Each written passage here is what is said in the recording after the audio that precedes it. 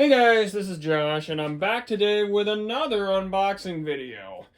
This is going to be a ScaleTrains product today. I haven't done a ScaleTrains thing in a while, ever since 3707 got here. So I'm going to start with this, if I can get this thing open.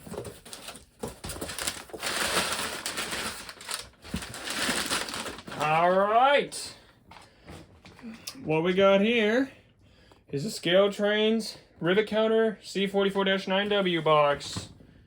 In here is a unit that I've been looking for quite some time now. I know what you're going to say. I look for a lot of units for quite some time. It's because I've seen a lot of stuff before. But this one is kind of special. On the outside, it looks like just some average Canadian National -9, but upon closer inspection, which you'll see here in a moment, it's not.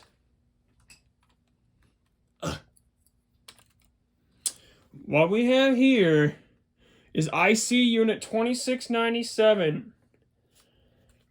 This is one of the newest ScaleTrains -9s that were released recently, like a year or two ago, I think it was. And this is part of the Canadian lineup of it. I'm going to get another one of my ScaleTrains -9s out and do a comparison between that one and this one here in a minute. We just got the unboxing process done for this guy. Now I'm just going to unpack all this stuff. Get all this foam out of him.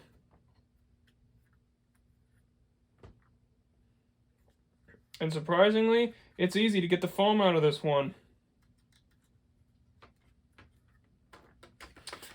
And there we go! Alright, ladies and gentlemen. Illinois Central 2697. I actually have a backstory with this unit. I actually have a backstory with the Illinois Central in general. My first experience with the Illinois Central was back in the day with like, I don't know, was it like 2017 something? Something around that time. Anyway, there was a Blue Devil -8 that showed up through here. Unit 2459, I'll never forget it. Then a few years later, an Illinois Central SD70 showed up. And in between that, this guy showed up. 2697 actually made a run through my city, second out behind the lead unit. It was crazy. I saw the IC submarkings, I just flipped out over them like a foamer. But anyway, yeah, now that the unboxing thing's done, and now that my backstory on this guy's pretty much done, let's get him on the test track and see how he works. Alright, ladies and gentlemen, the unit is on the track now, and I've got one of my classic BNSF units right here, one of my 5 BNSF ScaleTrains -9s directly next to him. I'm going to do the comparison in a moment, but for right now, I want to see just what kind of sound that this guy has. I've already given him an address, and he's hissing a little bit, so let's do this. Whoa.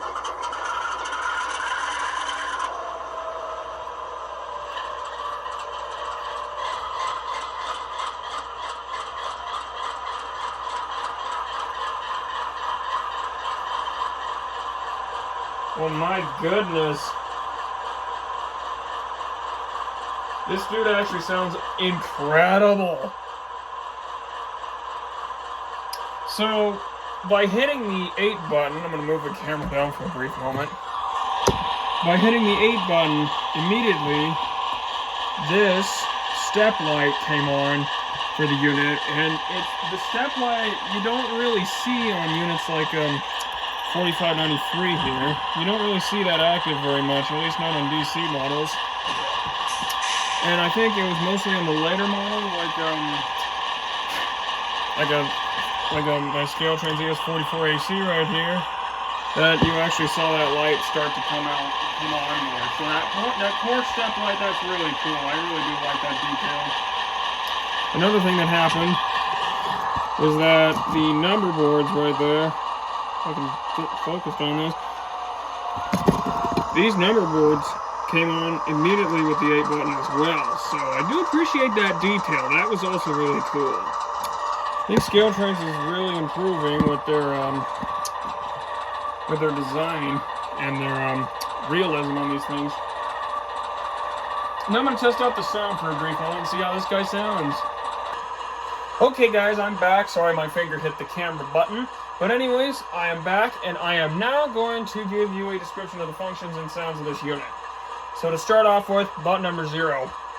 Pretty average, these will be the lights, because that's just what a DCC unit usually does, unless programmed otherwise. So now let's check out the bell.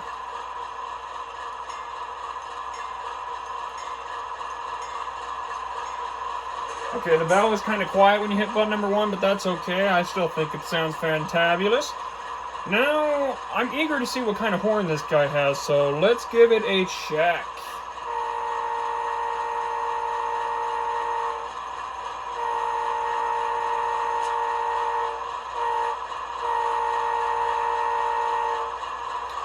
That's definitely not the kind of horn I was expecting. Although, this is Canadian National we're talking about. It's not my usual BNSF with their K3LAs on their -9. I'm going to check the manual real quick and see what kind of horn this might be. Let's see, CV163, 164. Okay, so it has a list right here in the manual of CV163 or 164 for horns and bells. So this is kind of interesting. I'm not sure exactly what kind of horn this is. I might have to do a little tweaking on the Clubhouse computer to see what kind of horn this is. But anyway, that's it for this one. Now let's test out button number 3 and see where that gets us. According to the manual, it should be the coupler.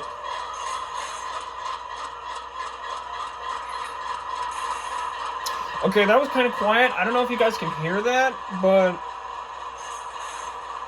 that one right there was coupling up to like a freight car or something, and the next step when you take it off button 3, that's when you uncouple and break your air hose, I think. So that's probably it. Now button number 4 on these things should be dynamic brakes. Oh yeah, I can hear dynamic brakes in there, I think. I'm gonna take a look at this.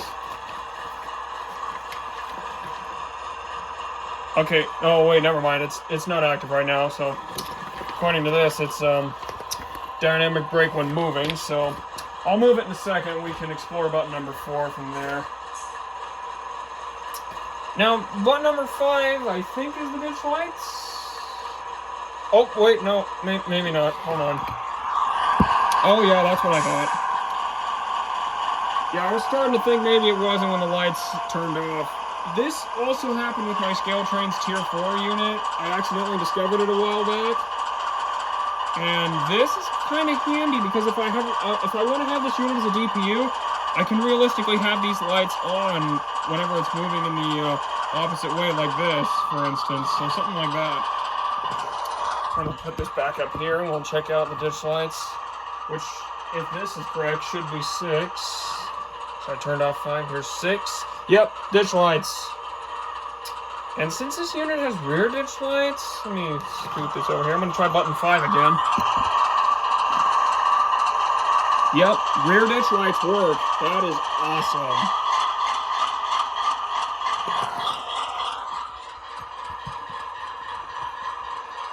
Okay, that's pretty sick, I'm not going to lie.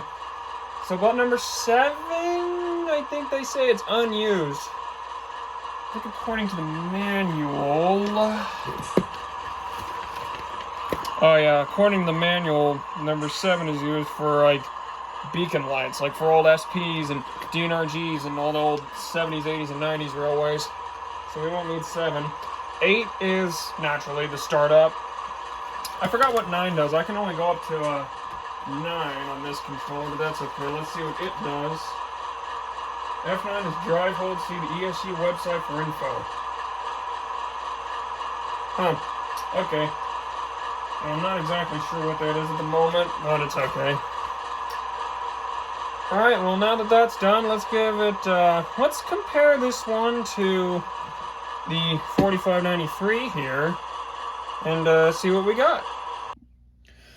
Okay guys, so now I'm going to start the comparison part of the video, which should be pretty interesting.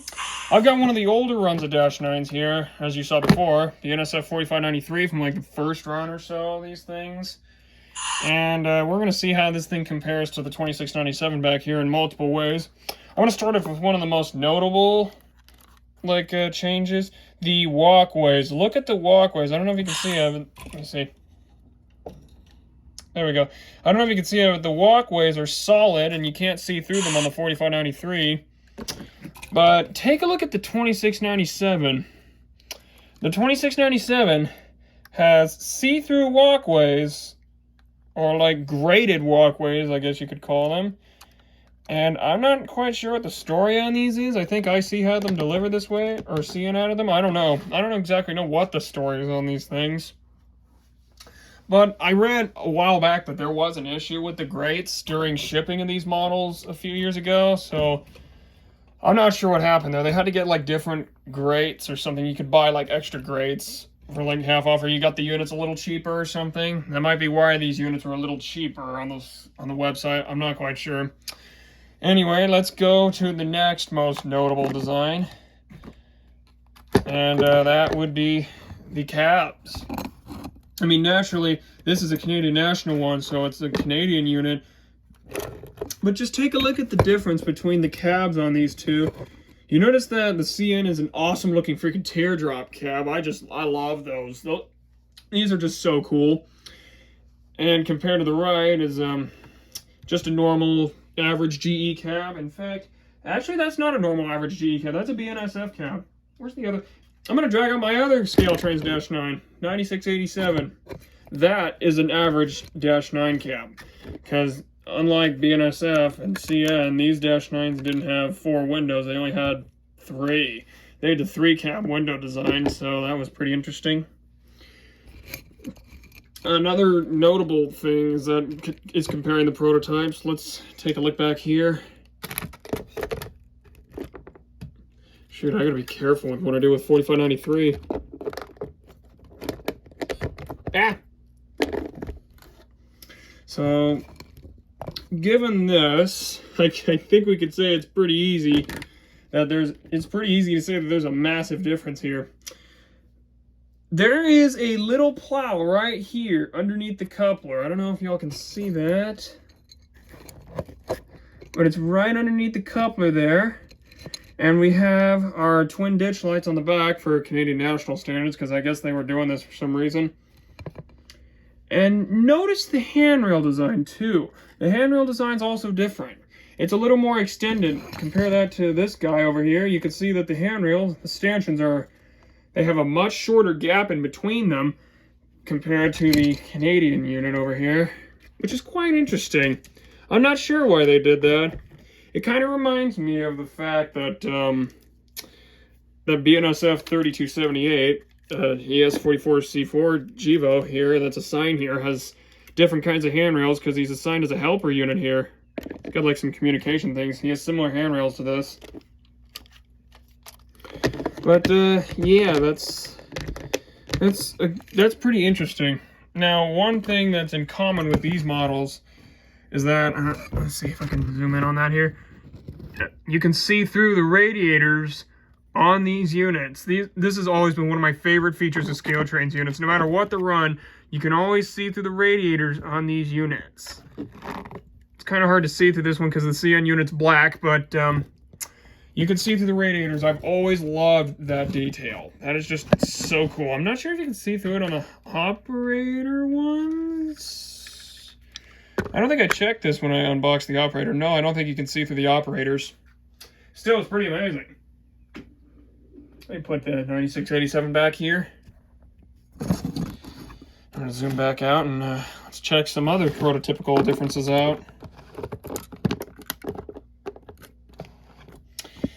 One good thing to notice is the styles of horns. I'm not exactly sure what horn that is on IC 2697.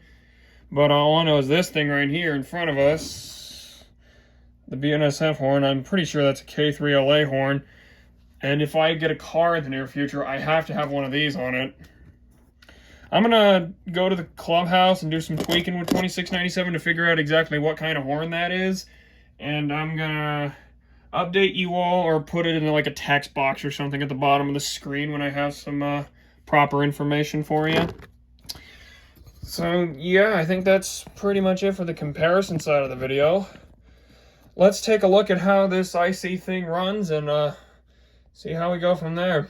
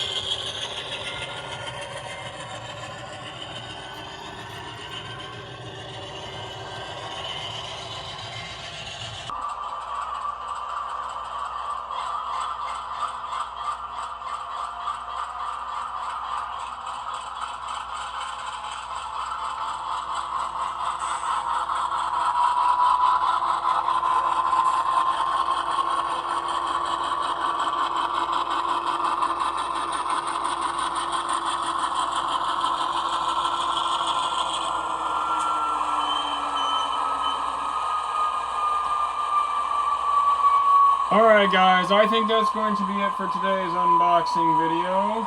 I really hope you enjoyed this product review of the ScaleTrains C44-9W. If you did, be sure to like and share and subscribe. And definitely share this with all the rail fans you know. And I will see you guys in the next video. Take care, everyone.